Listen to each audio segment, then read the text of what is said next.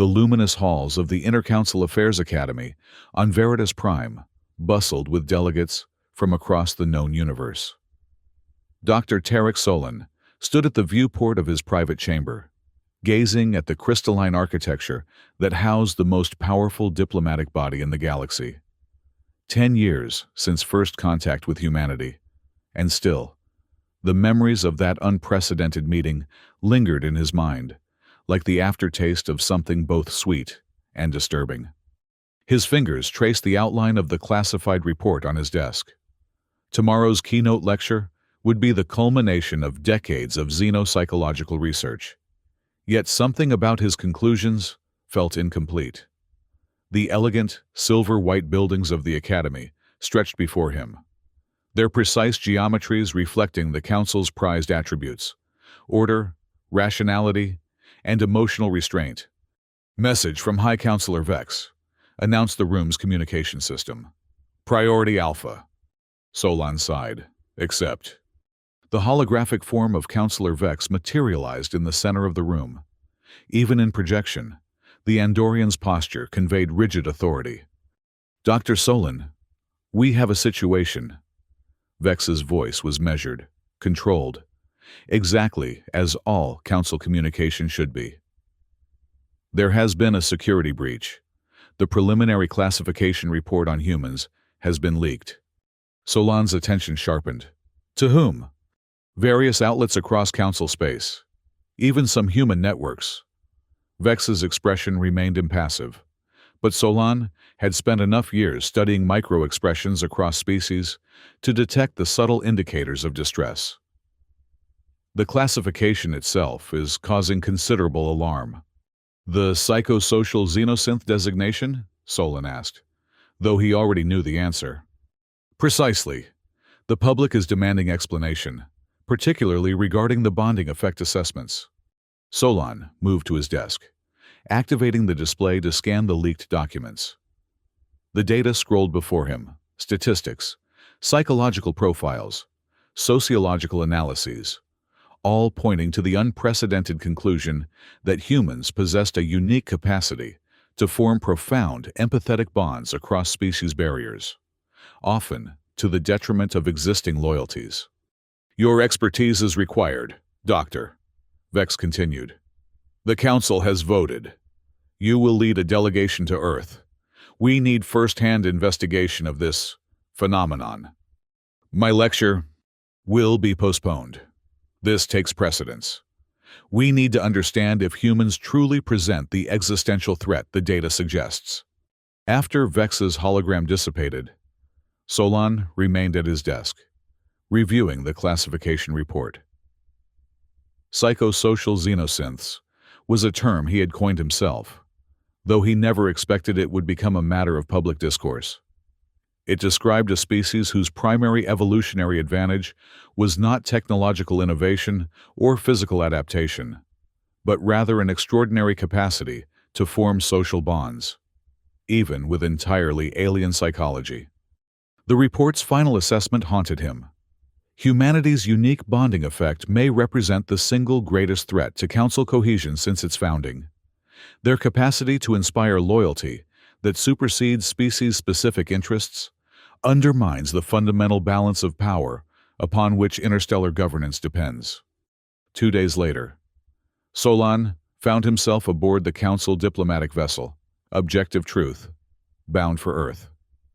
The ship's name felt increasingly ironic as he briefed the small delegation chosen to accompany him. "We must maintain strict observational protocols," he instructed the 5 representatives gathered in the ship's conference chamber. "Remember that human influence appears cumulative. Limit direct interaction and report any unusual emotional responses immediately." Ambassador Oruk, the Zodarian envoy, tilted his scaled head. "Define unusual." "Doctor, the reports describe everything from mild preference shifts to complete loyalty inversions." "Precisely why we must be vigilant," Solon replied. "Humans appear unaware of their effect on non-human species. What they consider normal social bonding has profound psychological consequences for Council species."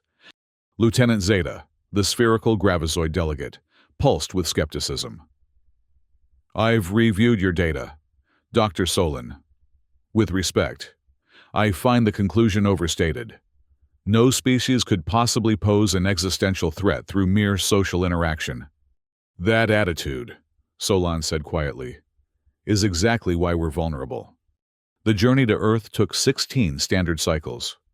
Solon spent the time refining observational protocols and reviewing historical data from previous delegation visits. A pattern emerged. The longer the exposure to humans, the more pronounced the deviation from Council behavioral norms. Previous delegates had extended their stays beyond scheduled parameters, sent fewer reports, adopted human mannerisms, and in several cases, requested permanent Earth assignment. What troubled Solon most was that none of these delegates recognized their behavioral changes as problematic.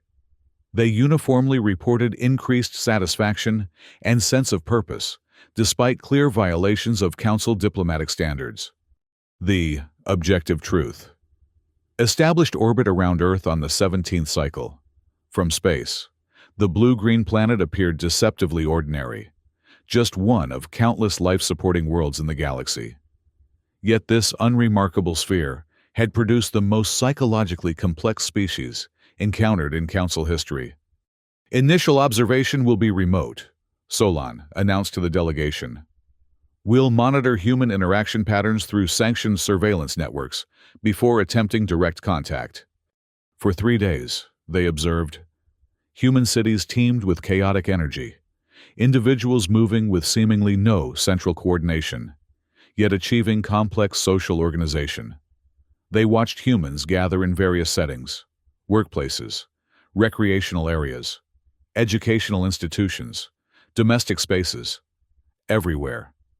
The pattern was the same: constant, casual physical contact, intense facial expressions, vocal communication filled with tonal variations that conveyed meaning beyond the words themselves. "Notice the touch frequency," Solon pointed out during the 4th observational briefing. Handshakes, embraces, casual shoulder contact, all serving no apparent practical function, yet occurring consistently across all observed communities. "It seems inefficient," noted Representative Moore, the insectoid Vesperian delegate. "So much energy expended on non-essential interaction." Ambassador Oruk had been uncharacteristically quiet. Now he spoke, his voice softer than usual. "Perhaps we're mistaken about what is essential in advanced societies." Solon made a note of this comment. It represented exactly the kind of subtle perspective shift that preceded deeper influence patterns. On the 5th day, the delegation descended to Earth's surface in accordance with diplomatic protocols established during first contact. They were received at the United Earth Diplomatic Center, a sprawling complex of gardens and interconnected buildings designed to accommodate the physiological needs of various alien species. Dr. Mara Lin, Earth's cultural ambassador, greeted them in the central atrium. She was tall for a human, with dark hair streaked with silver and eyes that crinkled at the corners when she smiled, which she did immediately upon seeing them. "Welcome to Earth," she said, extending her hands in the human greeting gesture. "We're honored by your visit." Solon had prepared for this moment. "Ambassador Lin, we appreciate your reception. However, I must request that physical contact be minimized in accordance with Council observational protocols." A flicker of something, disappointment, crossed Lin's face before she nodded. "Of course, Dr. Solon. We're committed to respecting your cultural preferences." She lowered her hands. "I've arranged accommodations and an itinerary that should provide a comprehensive view of human society while respecting your observational parameters." Over the next several days, the delegation toured Earth's major cultural centers. They observed human artistic expression, economic systems, governance structures, and educational methodologies. Throughout, Solon maintained meticulous notes on both human behavior and, more importantly, the delegates' responses. The changes began subtly. During the third day on Earth, Ambassador O'Rourke requested permission to attend a human musical performance outside the scheduled itinerary. On the fourth day, Lieutenant Zeta spent 3 additional hours at a human scientific research facility, engaging in what the lieutenant described as valuable knowledge exchange with human researchers. By the 6th day, Solon noted that all delegates except himself had begun adopting human linguistic patterns, using idioms, emotional qualifiers, and expressive tonal variations that deviated from Council communication standards. "We need to discuss what's happening," Solon said, during that evening's delegation meeting. "I've observed concerning behavioral shifts among all of you." "Concerning by whose standard?" Lieutenant Zeta challenged. The sphere's usually uniform glow, now pulsing with intensity. "I've found human scientific methodology refreshingly intuitive. Their willingness to embrace theoretical contradiction, rather than demanding premature resolution, has already helped me conceptualize solutions to problems that have stymied gravizoid researchers for generations." Ambassador O'Rourke nodded, a gesture he had clearly adopted from humans. "And their artistic expression, Dr. Solon. Have you actually experienced it? Their music creates emotional resonances I didn't know were possible." "That's precisely my point," Solon said. "You're all exhibiting the early signs of human influence syndrome. Your value assessments are shifting away from Council standards toward human preferences." Representative Moore chittered softly. "Perhaps Council standards deserve reassessment. The efficiency I originally questioned in human interaction, I now see it serves purposes our analytical frameworks failed to capture." Solon's concerns deepened as the days passed. The delegation's reports back to the Council became increasingly positive regarding human society, emphasizing cooperation and creativity while minimizing the evident disorder and emotional volatility that Solon observed everywhere. On the 12th day, Solon returned to the delegation's quarters to find Ambassador O'Rourke packing personal items. "What are you doing?" Solon asked, though he feared he already knew. "I've been invited to attend a cultural exchange program in their Southeast Asian region," O'Rourke said without looking up. "It's a remarkable opportunity to experience their diverse approaches to art and philosophy." "That's not in our mission parameters," Solon said firmly. "Ambassador, you need to report to medical for psychological assessment." O'Rourke finally turned to face him, and Solon was struck by the intensity in the Zodarian's usually placid eyes. "I'm not experiencing psychological distress, Doctor. Quite the opposite. For the first time in my diplomatic career, I feel I'm making genuine connection rather than just negotiating terms." "That's the influence pattern speaking," Solon insisted. "The bonding effect is altering your perception. Or it's revealing what was missing." O'Rourke resumed packing. "I've already filed my request with both Earth authorities and the Council."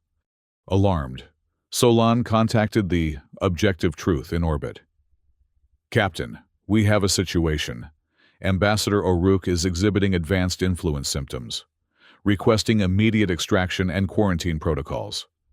The captain's response was not what he expected. "Dr. Solon, we've received direct orders from the Council. Based on your preliminary reports and similar accounts from other observation posts, they're implementing Emergency Protocol Theta. All delegations are to withdraw from Earth immediately. The quarantine decision has already been made." That evening, as the delegation prepared for emergency departure, Solon received an unexpected message from Dr. Lin requesting a private meeting. Against his better judgment, but driven by scientific curiosity, he agreed. They met in the Diplomatic Center's Arboretum, a space filled with Earth plant species arranged in aesthetically pleasing but seemingly random patterns. Lin was waiting on a bench beneath a flowering tree, its petals occasionally drifting down around her. "I understand you're leaving," she said as he approached, careful to maintain proper distance. Rather abruptly. "Council orders," Solon replied stiffly. Lin studied him, her expression thoughtful. "The quarantine classification. We've heard rumors," Then you understand the necessity. What I understand, she said slowly, is fear when I see it. Not from you personally, Dr. Solon, though perhaps from you as well, but from your council. Solon felt a flare of defensiveness. The council operates on empirical assessment, not emotion. Lynn smiled sadly. Every sentient being experiences fear. Doctor, those who deny it most vehemently are often most controlled by it. She gestured to the space beside her. Please, sit. I want to understand what frightens the mighty Galactic Council about us messy, emotional humans. Against his professional judgment, Solon sat. The data is quite clear. Extended contact with humans results in psychological and social changes that undermine established loyalties and organizational structures. You mean people who spend time with us start to care about us? Lynn said simply. And that caring sometimes outweighs their previous commitments. That's a simplification, but essentially correct. Lynn plucked a fallen petal from the bench between them. Have you considered that perhaps what you're observing isn't some insidious influence, but simply the natural outcome of genuine connection? The effect appears unique to human interaction, Solon countered. No other species produces comparable loyalty shifts. Because no other species in your council values emotional connection as we do, Lynn suggested. We've studied your societies too. Dr. Solon, your council was founded on principles of rational self-interest and emotional restraint. You've engineered your cultures to minimize what you call irrational attachments.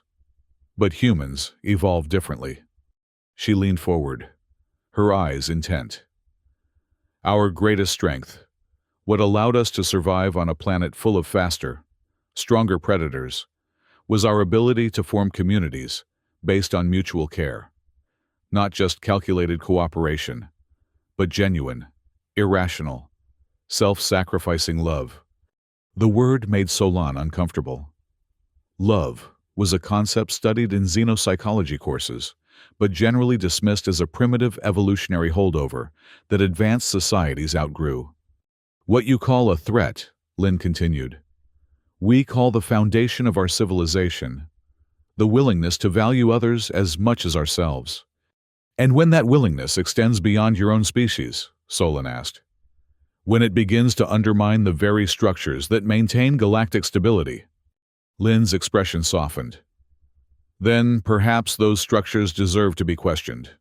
Doctor, any system so fragile that it can be undone by people caring about each other might not be as stable as you believe. As Solon prepared to respond, his communication device signaled urgently. It was Lieutenant Zeta. Doctor, we have a situation. Ambassador Oruk is refusing evacuation. He's barricaded himself in the Human Cultural Center and is requesting political asylum. Solon stood abruptly. I need to go. Lynn rose as well. Dr. Solon, she said, reaching out but stopping short of touching him. Whatever you decide about us, know that it was never our intention to disrupt your council. We simply are who we are.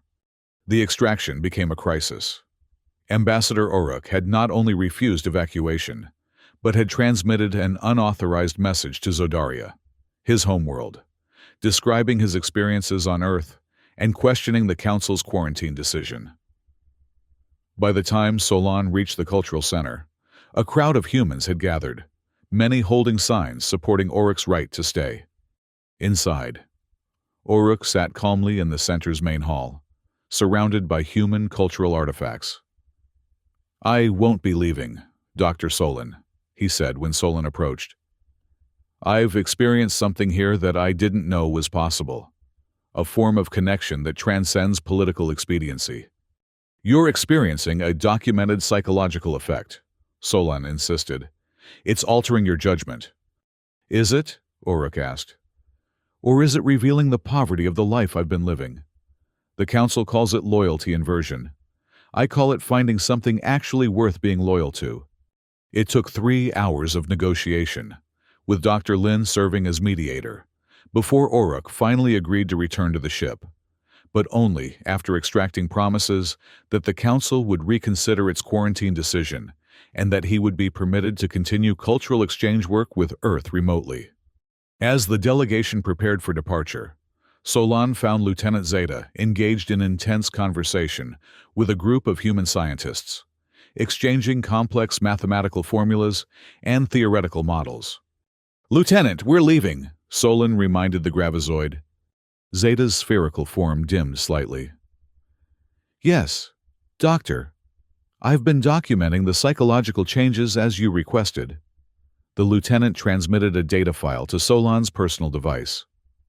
"You'll find it's quite comprehensive. I've experienced the influence pattern myself and have recorded my subjective experience alongside objective measurements." Solon reviewed the data during the ascent to orbit. Zeta's documentation was indeed thorough, detailing a progressive shift in values from collective utility toward individual connection. Most concerning was Zeta's conclusion. The effect does not appear to impair cognitive function or decision-making capacity. Rather, it appears to expand the criteria by which decisions are evaluated, introducing variables previously dismissed as irrelevant. The journey back to Veritas Prime was tense. Each delegate, with the exception of Solon himself, displayed varying degrees of what the Council now formally termed human influence syndrome.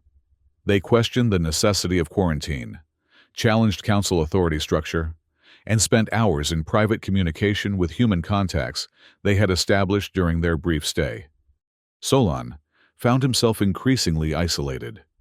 His attempts to maintain objective distance had succeeded, perhaps too well. He alone seemed immune to Earth's influence. Yet this isolation gave him no satisfaction. Watching the others engage in animated discussion of human art, philosophy, and social structures, he felt a strange emptiness he couldn't quite name. On the final night before reaching Veritas Prime, Solon sat alone in his quarters, reviewing his extensive notes and preparing his report to the Council. The data was undeniable. Contact with humans fundamentally altered psychological patterns across all tested species. The effect appeared irreversible and, most concerning, self-reinforcing. Those affected actively sought to maintain and deepen human connections despite awareness of the changes they were experiencing. Yet, something troubled him about his conclusions. Dr. Lin's words echoed in his mind. Any system so fragile that it can be undone by people caring about each other might not be as stable as you believe. Was the threat truly humans themselves? Or was it the revelation of a fundamental weakness in the Council's foundational philosophy? Before he could pursue this unsettling line of thought, a notification appeared on his screen. It was a message from Dr. Lin, transmitted just before the objective truth left Earth's communication range. "Dr. Solon," her recorded image said, her expression somber yet kind.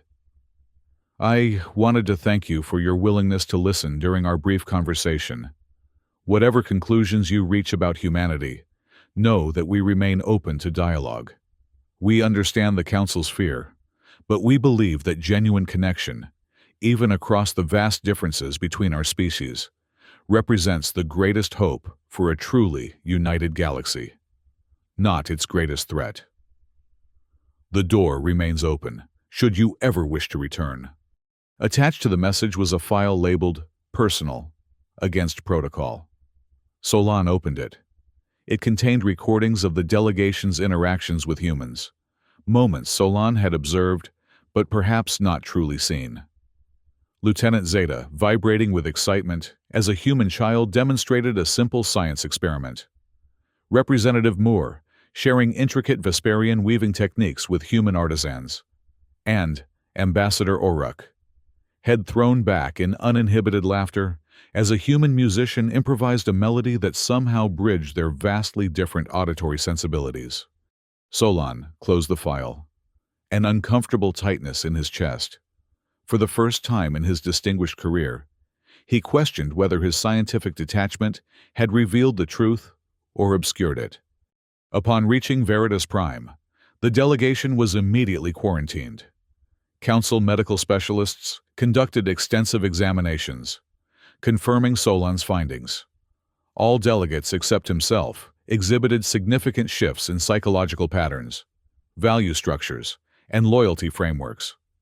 3 days later, Solon presented his report to the full council in the grand chamber of Veritas Prime. The vast, white room with its perfect acoustics and precise temperature control embodied the council's ideals. Nothing excessive, nothing lacking, everything in perfect balance. Distinguished councilors, Solon began, his voice echoing in the chamber. My investigation confirms the preliminary classification.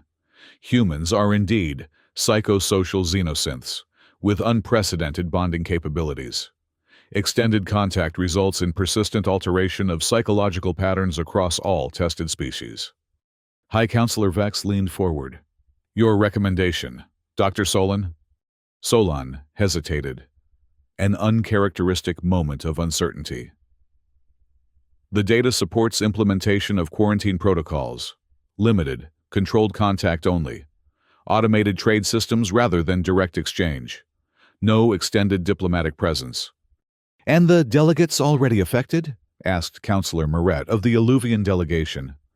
The effect appears irreversible, Solon admitted.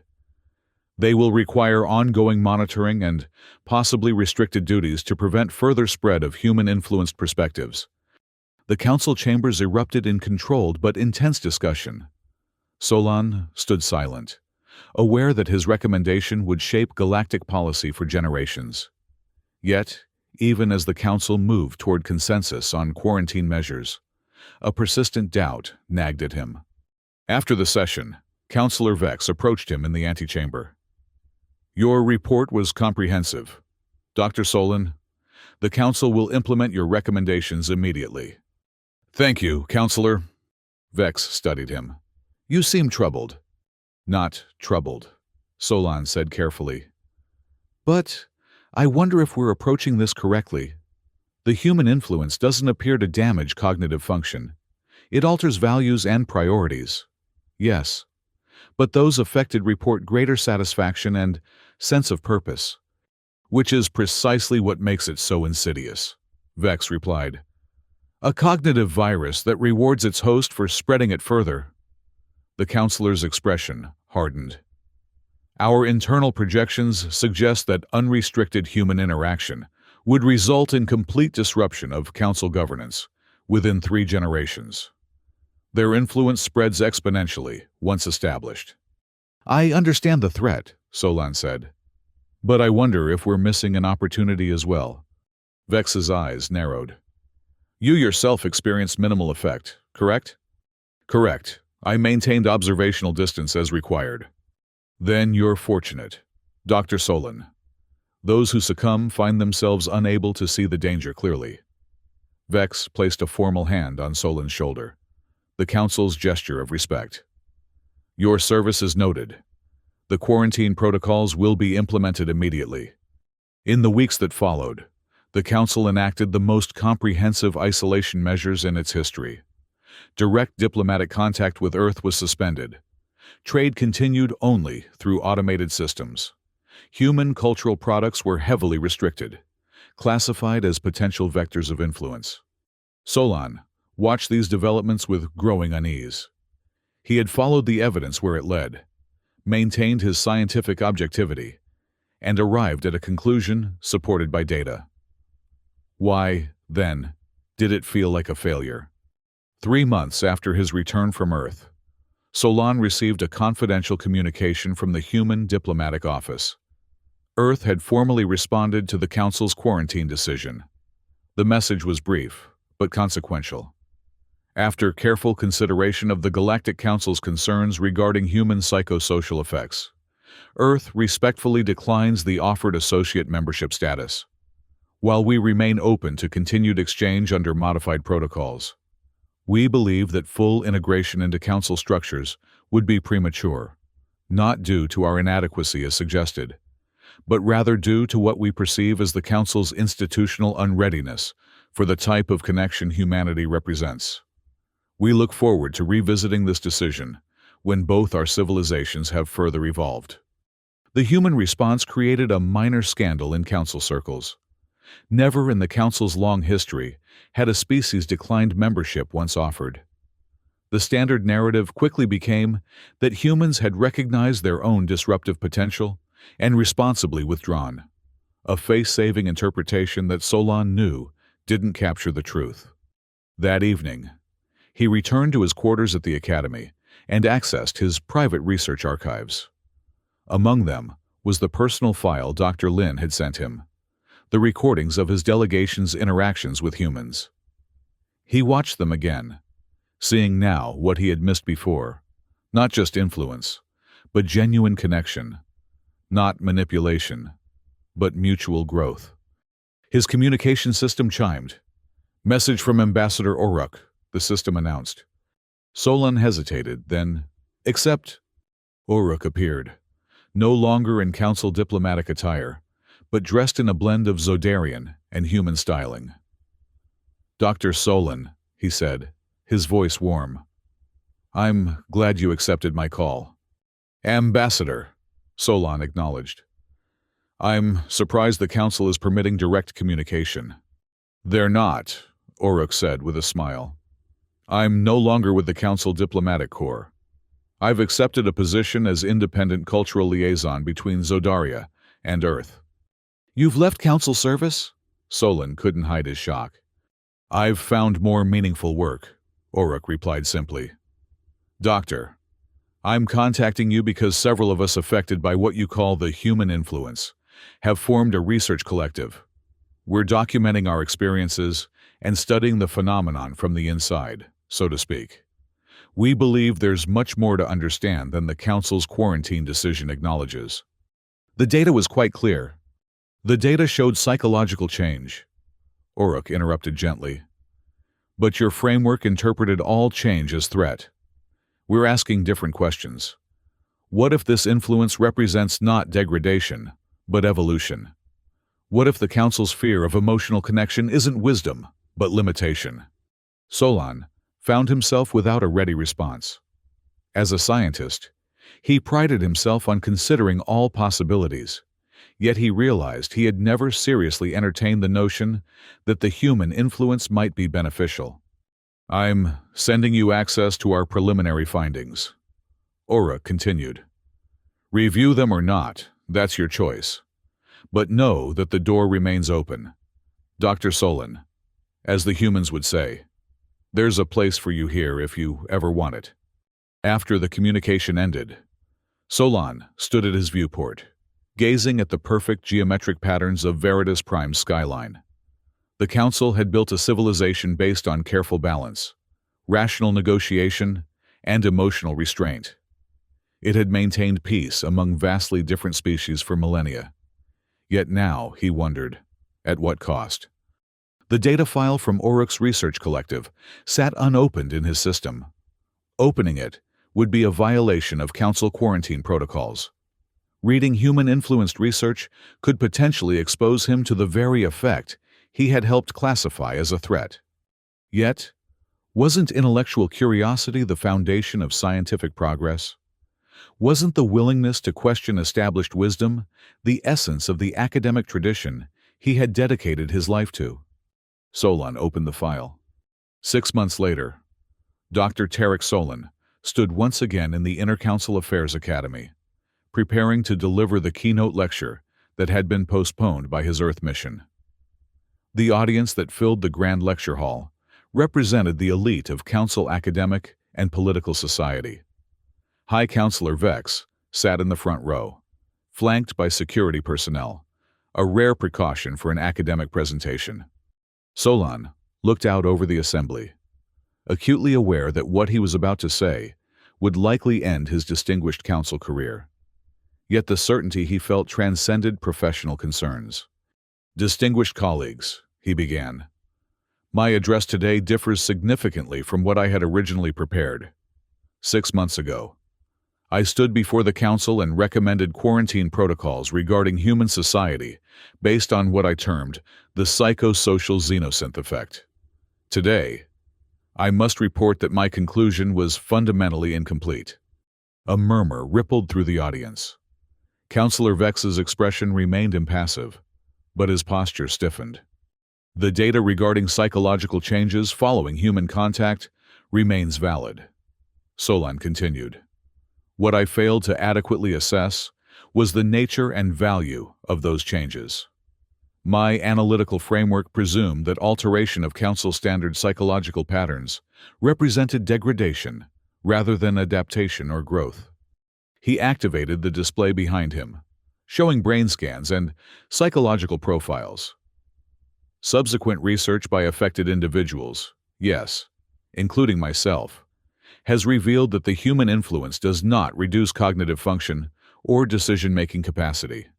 Rather, it expands the variables considered relevant in decision-making processes, particularly those related to individual welfare and interpersonal connection. The murmurs grew louder. Solon saw security personnel moving subtly toward the podium. The Council has classified humanity as a threat because their influence undermines our existing power structures. Solon pressed on. But I submit that any system so vulnerable to the simple act of genuine connection may be built on a flawed foundation.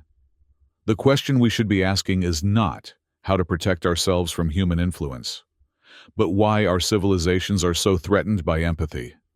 Dr. Solon, Counselor Vex's voice cut through the growing disorder. You appear to be exhibiting symptoms of the very influence you were tasked with studying. This presentation is terminated. Security personnel now moved openly toward the podium. Solon knew he had moments remaining.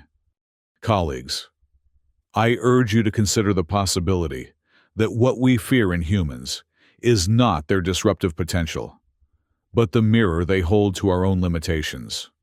Their greatest gift, and yes, their greatest threat to our current order, is their demonstration that societies can be built on mutual care rather than mere mutual interest. As security reached the podium, Solon offered no resistance. He had said what needed to be said. As they escorted him from the hall, he caught sight of several younger council academics watching him with expressions of troubled curiosity. Seeds planted, he thought. That would have to be enough. 2 years later, the quarantine protocols remained in effect, though their implementation had grown increasingly contentious. Several council species had established independent relations with Earth outside official channels, citing the council's overreach in restricting cultural exchange. A growing minority within the council itself advocated for re-evaluation of human classification, pointing to the technological and cultural innovations emerging from those societies maintaining human contact. Solon himself had long since departed Veritas Prime. Stripped of his academic position but not formally charged with any violation, he had accepted Dr. Lin's standing invitation to return to Earth. There, he had joined the now thriving research collective, studying cross-species empathetic bonding, a field increasingly referred to as xenosynergy, rather than the more ominous xenosynth effect. On a warm spring day, Solon sat with Lin in the same arboretum where they had first truly spoken. The flowering trees were in full bloom, their petals occasionally drifting down around them. The Council has requested preliminary discussions regarding modified contact protocols, Lin informed him, her expression cautiously optimistic. It seems your former colleagues may be reconsidering their position. It was inevitable, Solon replied. Quarantine is ultimately unsustainable in an interconnected galaxy. Ideas cannot be contained by official policy, especially ideas that speak to something universal. Lin agreed. The desire for genuine connection crosses all species boundaries. It seems. Solon nodded, experiencing again the sense of peaceful clarity that had gradually replaced his former analytical detachment.